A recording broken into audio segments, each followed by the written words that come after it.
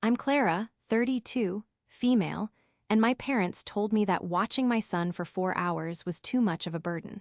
So I took away the secret financial support that was keeping their entire life afloat.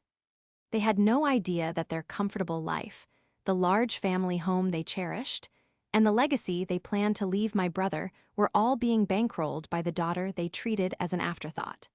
They were about to learn the true cost of their favoritism. My family operates on a simple, unspoken system of value. There are 2 tiers of children, and by extension, 2 tiers of grandchildren. My older brother, Daniel, occupies the top tier. He is the golden child, the one whose achievements were always magnified and whose struggles were always met with an outpouring of parental support. I, on the other hand, have always been in the second tier. I was the responsible one, the quiet one, the one who never caused any trouble and, as a result, was largely self-sufficient and, it seemed, unworthy of the same level of concern or celebration. My husband, Mark, noticed it within the first year of our marriage. He's an accountant, a man who sees the world in balances and ledgers. To him, the emotional imbalance in my family was as glaring as a mathematical error. "It's not just in your head, Clara," he told me once, holding my hand after a particularly frustrating family dinner. "The scales are tipped. They're not just tipped, they're broken." He was right. The evidence had been piling up my entire life, but it became painfully clear once our children were born. Daniel has 2 sons, Noah and Mason. I have 1 son, Leo. To my parents, Margaret and Robert, Daniel's children were a constant source of joy and purpose. My son, Leo, was an occasional and sometimes inconvenient obligation. I remember Leo's first birthday party vividly. We had planned it for weeks. It was a small gathering in our backyard with a little petting zoo theme. I sent out invitations 2 months in advance. My parents RSVP'd yes immediately. My mother, Margaret, had even offered to bake the cake, a promise that filled me with a rare flicker of hope. Maybe this time, for their first grandson's first birthday, things would be different. The Friday before the party, my phone rang. It was my mother. "Clara, honey, something has come up," she began, her voice laced with that familiar tone of apologetic finality. "Daniel and Jessica just got a surprise opportunity to go away for the weekend. A friend offered them their cabin. They just need someone to watch Noah and Mason. You know how much they needed a break." I stood in my kitchen, a half-inflated balloon in my hand, and felt the hope drain out of me. "Mom, Leo's party is tomorrow," I said, my voice flatter than I intended. "You promised to make the cake." "Oh, I know, dear, and I feel terrible," she said, though the feeling didn't quite reach her voice. "But this is a real emergency for Daniel. We'll pop over with Leo's gift sometime next week. Give him a big kiss from us." And that was it. No discussion. Daniel's last-minute weekend getaway was an emergency, while my son's first birthday party was a postponable event. I ended up buying a grocery store cake, and when my friends asked where my parents were, I mumbled something about them not feeling well. The lie tasted like ash in my mouth. This blatant favoritism bled into every aspect of our lives, most notably during the holidays. Christmas at my parents' house was a masterclass in inequity.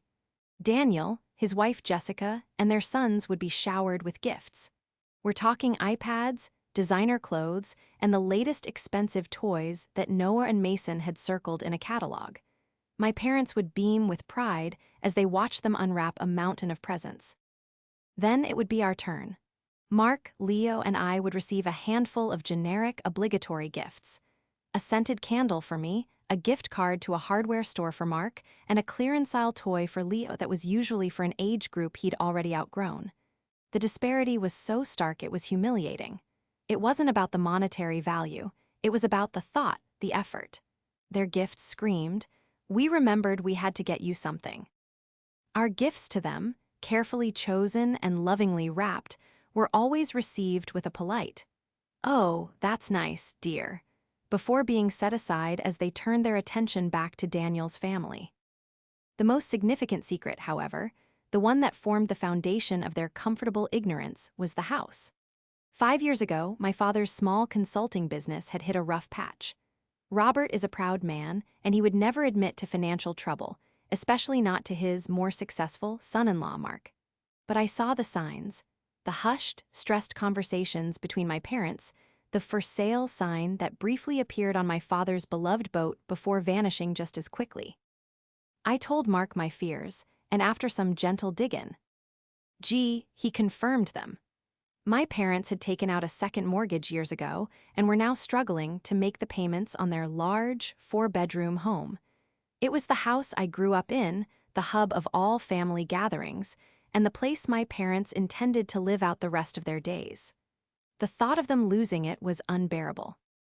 So Mark and I came up with a plan.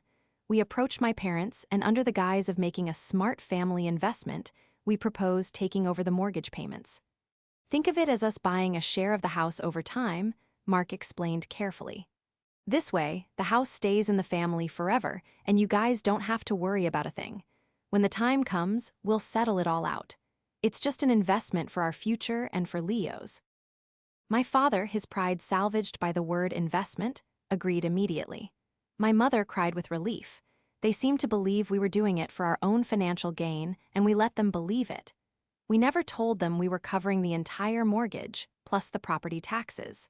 For 5 years, we quietly funneled a significant portion of our income into their home. They never asked for details.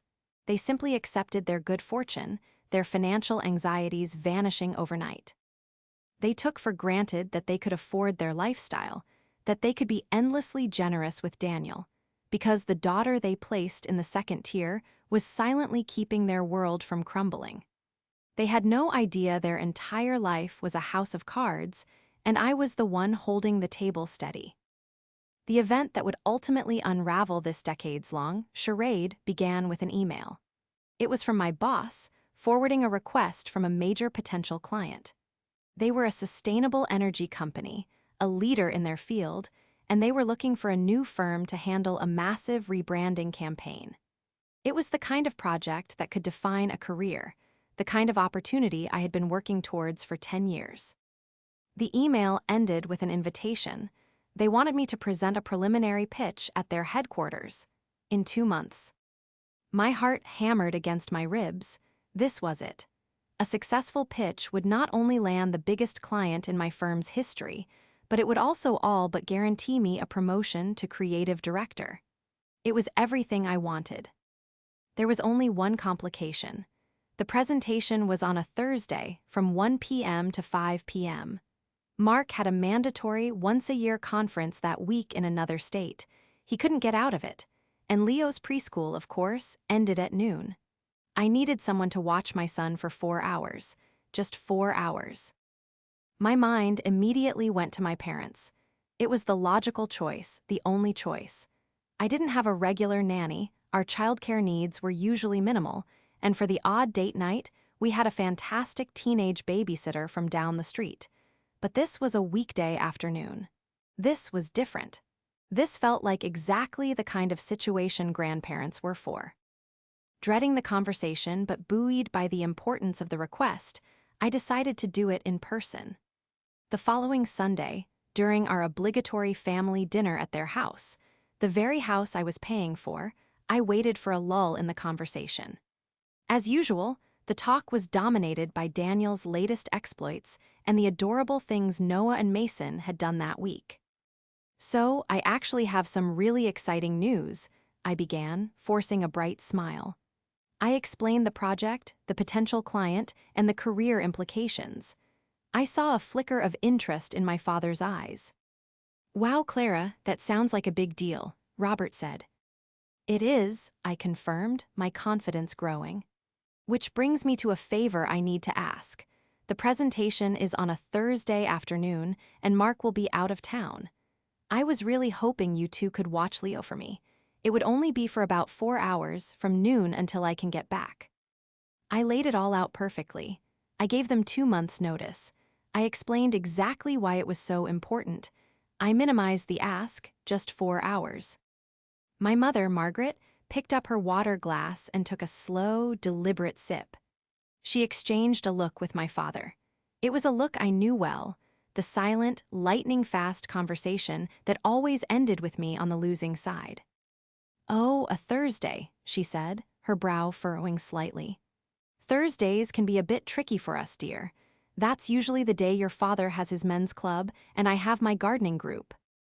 "I could pick him up from preschool and drop him off right here," I offered quickly. "He'll have already had his lunch. He'll probably just want to play with his trains or watch a movie. It would be a huge, huge help." My father cleared his throat. "Well, it's a long way off. Let us look at the calendar," he said noncommittally. "We'll see what we can do." "It's on May 18th, I pressed gently. "Could you maybe check now, so I can make other arrangements if it's not possible?" My mother sighed, a soft, put-upon sound. "Clara, don't pressure us. It's 2 months away. I'm sure it will be fine. Yes, let's just say yes for now," she said, waving a dismissive hand. "Put it on the calendar, Robert. Leo on the 18th. It wasn't the enthusiastic, "Of course, we'd love to," that I knew Daniel would have received. There was no excitement, no sense of pride in my accomplishment. It was the lukewarm, reluctant agreement of someone consenting to an unpleasant chore. Still, it was a yes. A fragile, precarious yes, but a yes nonetheless. For the next 8 weeks, I clung to it like a life raft. I threw myself into my work, spending late nights and weekends perfecting my pitch. I called my mom twice to confirm, and both times she'd said, "Yes, dear, it's on the calendar. Don't worry so much." I allowed myself to believe them.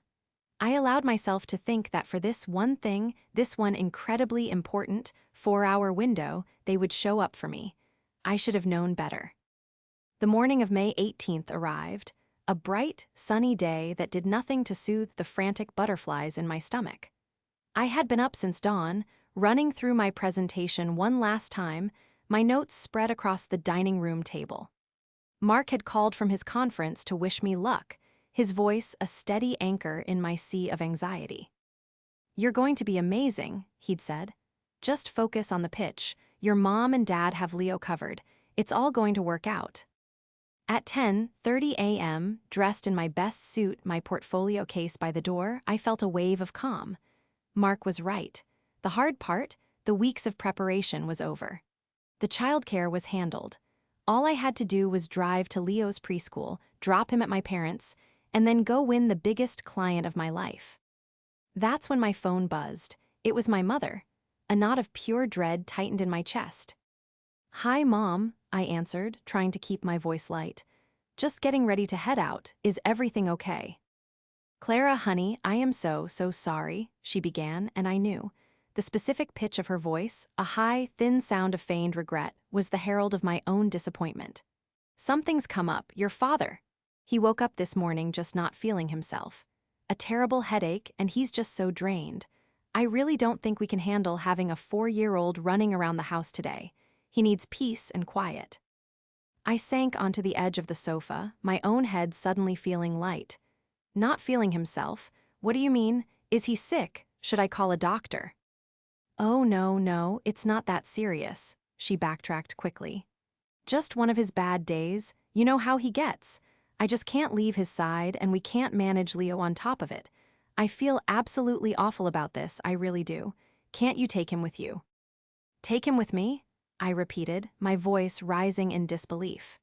"Mom, it's a 4-hour corporate presentation. I can't take my son with me. You've known about this for 2 months." "I know, dear, and the timing is just terrible," she said, her sympathy sounding hollow and rehearsed. "But we can't help it if your father is unwell. Family has to come first." The irony of that statement was so staggering it left me speechless. I ended the call in a daze, my mind racing. I had exactly 2 hours before my presentation. My go-to teenage sitter was in school. My friends all had jobs. I started frantically searching online for emergency childcare services, my hands trembling as I typed. The rates were astronomical, and nobody was available on such short notice. Panic began to give way to a cold, hard fury. It was all too convenient. The vague illness, the last-minute cancellation. I called Mark, my voice shaking. He was furious on my behalf, but there was nothing he could do from a hotel room 3 states away. "I'm so sorry, Clara. This is unbelievable," he said, his voice tight with anger. Just do what you have to do for the presentation. We'll deal with them later. In the end, it was my neighbor, a kind retiree named Mrs. Gable, who saved me. I knocked on her door, on the verge of tears, and explained the situation. She took one look at my face and immediately agreed to watch Leo. I was overwhelmed with gratitude, but also with a profound sense of humiliation. I had to rely on the kindness of a relative stranger because my own parents had violated on me. I dropped a grateful, confused Leo at her house, promising him a big adventure later, and raced to my presentation. By some miracle, I managed to pull myself together. The adrenaline and anger fueled a sharp, focused energy. I nailed the pitch. The clients were visibly impressed, and I walked out of their headquarters feeling a dizzying mix of professional triumph and personal devastation. On the drive home, my mind was a maelstrom. I decided to take a different route, one that led past a large community park. I just needed to clear my head, and that's when I saw them. There on the sprawling green lawn near the playground were my parents. My unwell father was pushing my nephew Noah on a swing, laughing as he soared into the air. My mother was sitting on a bench with my other nephew, Mason, sharing a bag of snacks. They looked happy, healthy, and completely carefree. I pulled my car over to the curb, my hands gripping the steering wheel so tightly my knuckles turned white. It wasn't a vague illness. It wasn't a bad day. It was a lie, a deliberate, calculated lie. They had canceled on me, on my career-defining moment, to do a favor for Daniel. I watched them for a long moment, the scene playing out like a silent movie of my entire life. There was the favored son's family, receiving all the time, energy, and love. And here I was, on the outside, looking in, having been told that my needs were simply too much. In that moment, watching my father effortlessly push a swing, the fragile structure of our family relationship didn't just crack. It shattered into a million pieces. The hurt was so immense, so deep, it transformed into something else. It wasn't sadness anymore. It was clarity. A cold, quiet, and absolute clarity. Things were not going to be dealt with later. They were going to be dealt with now, and they were going to be dealt with permanently. I drove home from the park in a state of chilling calm. The fury had burned away, leaving behind the hard, unyielding bedrock of decision. There were no more tears to cry. There were no more excuses to make for them. For 32 years, I had accepted the crumbs of their affection while my brother feasted at their table. Today, they had not just offered me a crumb, they had snatched it away and told me I was greedy for even wanting it.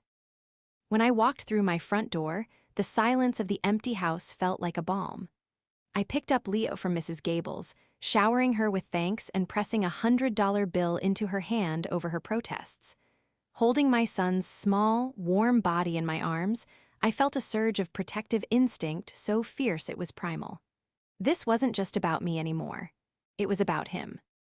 I would not allow Leo to grow up in the shadow of this toxic dynamic, waiting for grandparents who would always choose someone else. Mark got home late the next evening. He found me in the living room, a legal pad and a pen in my lap. I had already written it all down, the timeline of the lie, the years of favoritism, and at the bottom of the page, the balance of my parents' mortgage, which I'd pulled from our online banking records. He didn't even have to ask what happened. He saw it on my face. I told him everything, from my mother's phone call to the scene at the park. His expression hardened from concern to a quiet rage that mirrored my own. "They were at the park," he said, his voice low. "They were at the park with Noah and Mason." It wasn't a question. It was a statement of fact, an indictment. "Daniel probably had to work late," I said, the words tasting like poison. "Or maybe Jessica just wanted to get her nails done. For them, any reason is a good reason. For me, a once-in-a-lifetime career opportunity isn't reason enough." He sat down next to me on the sofa and took the legal pad from my hands. He looked at the mortgage balance I had written down. For a long moment, he was silent, his accountant's mind processing the numbers, but his husband's heart processing the pain. "I'm done, Mark," I said, my voice steady for the first time in 2 days. "I'm not just angry, I'm finished. I cannot have them in my life or in Leo's life anymore. Not like this. I can't keep pretending. And I certainly can't keep paying for them to disrespect me. Mark looked from the paper back to me, his eyes searching mine. He saw no hesitation, no doubt. He saw resolve. "Okay," he said simply, "then we're done." There was no debate. He had been a reluctant witness to their behavior for years, always supporting me, always validating my feelings, but always following my lead. He knew that cutting off one's parents was a monumental step, and he had waited for me to be the one to take it. Now that I had, he was right there with me. "It's not about revenge," I clarified, needing to say the words out loud. "It's about a consequence, a natural consequence. They believe their life is stable because they are prudent and fortunate.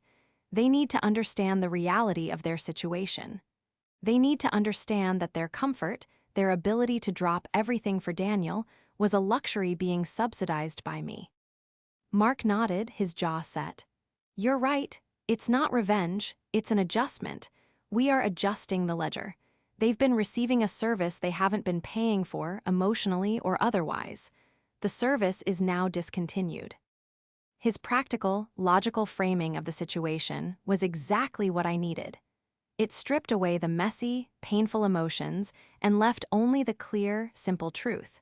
We had been propping up a system that was undamnedly unfair. It was time to remove the props and let the structure stand or fall on its own. We spent the next hour planning. This couldn't be a dramatic, screaming phone call.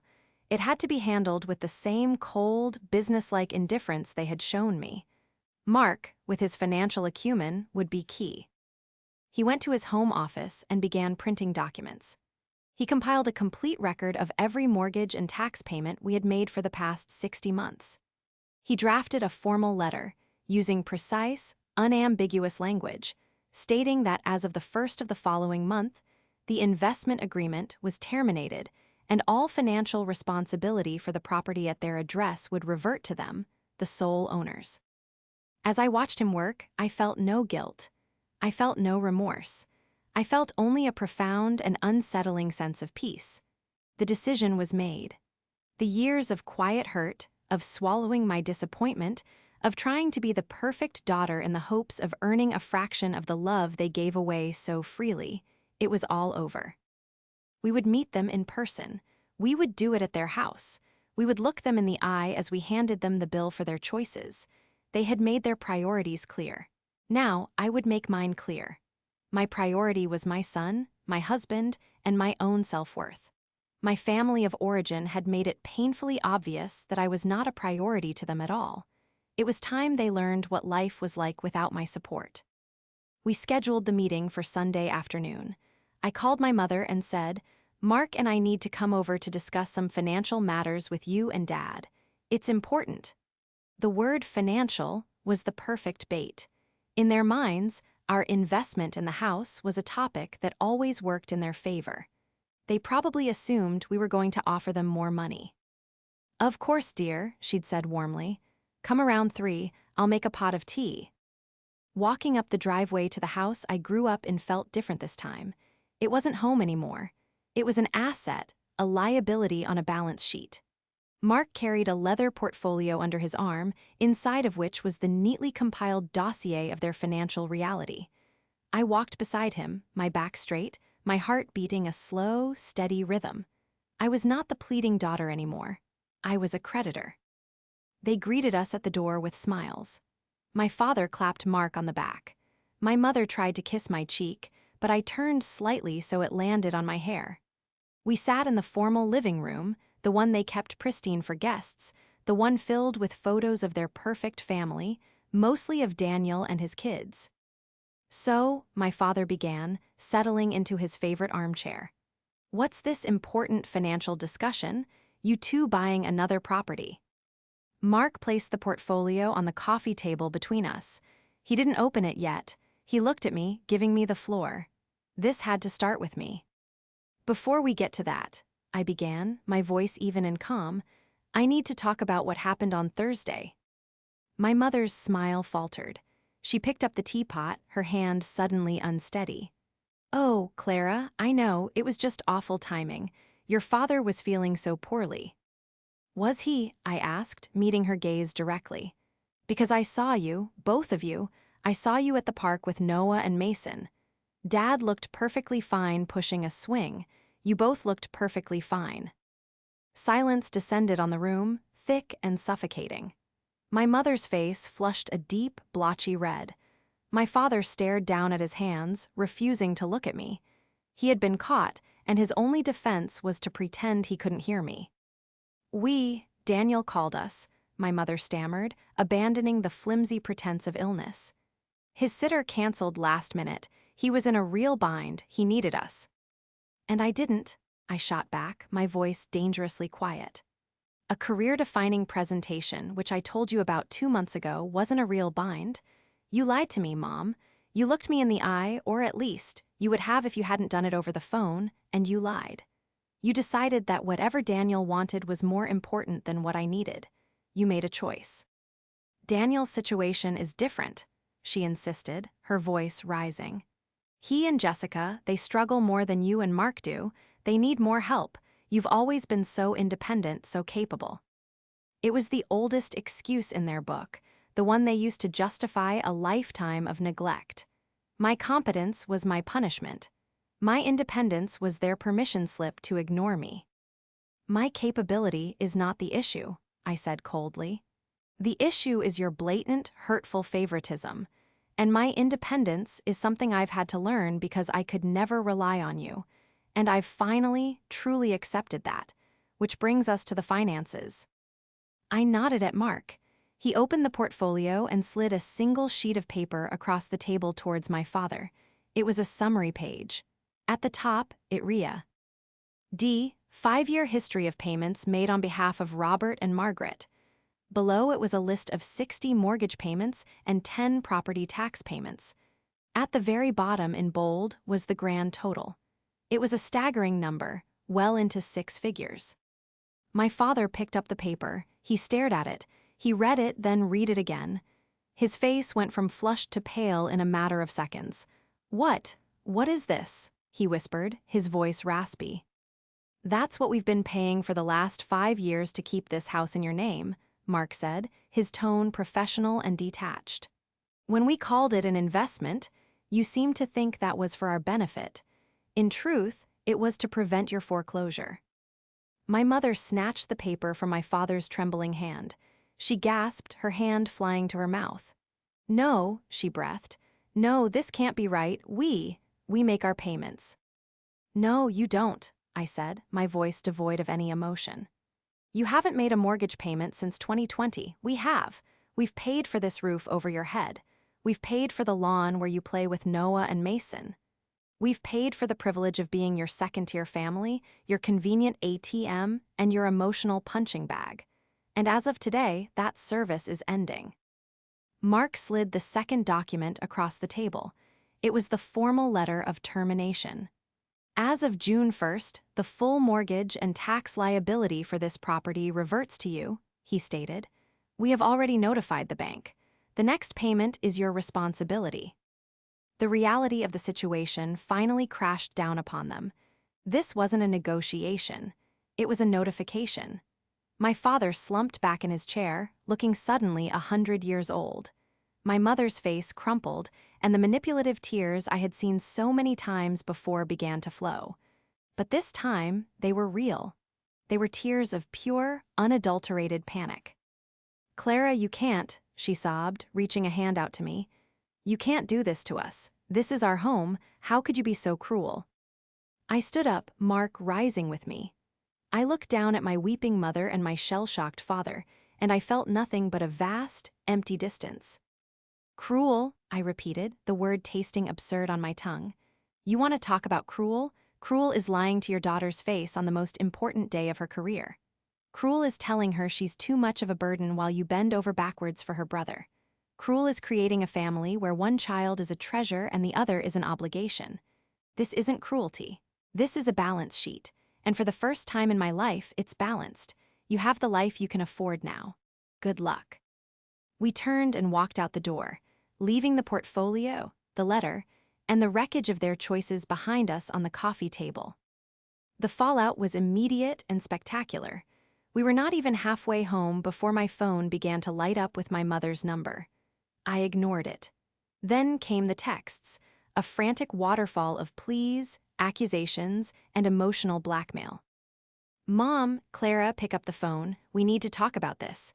You misunderstood. Mom, your father is having chest pains. You're upsetting him. Mom, how could you do this to your own mother? After everything I've done for you."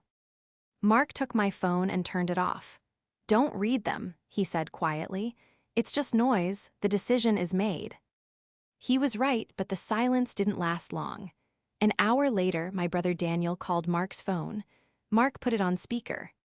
"What did you do?" Daniel's voice roared from the speaker, no greeting, no preamble.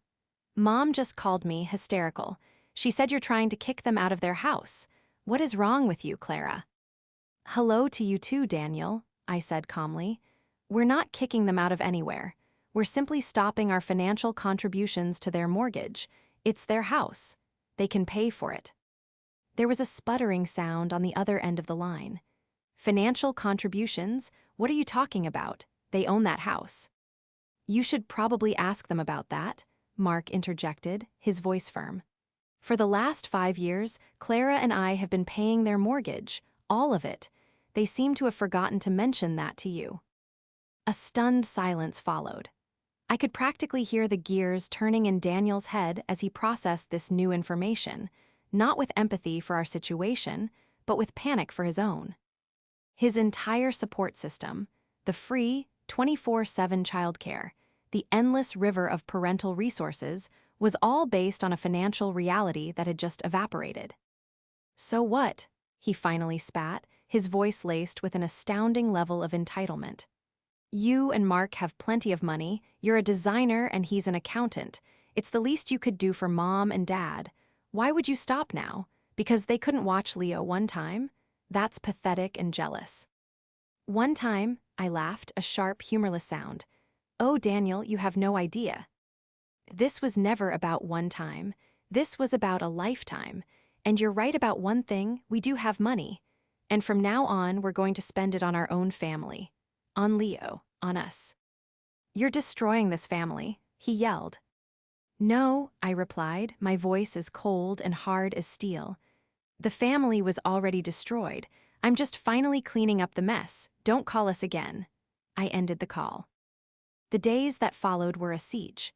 My parents drove to our house, but we didn't answer the door.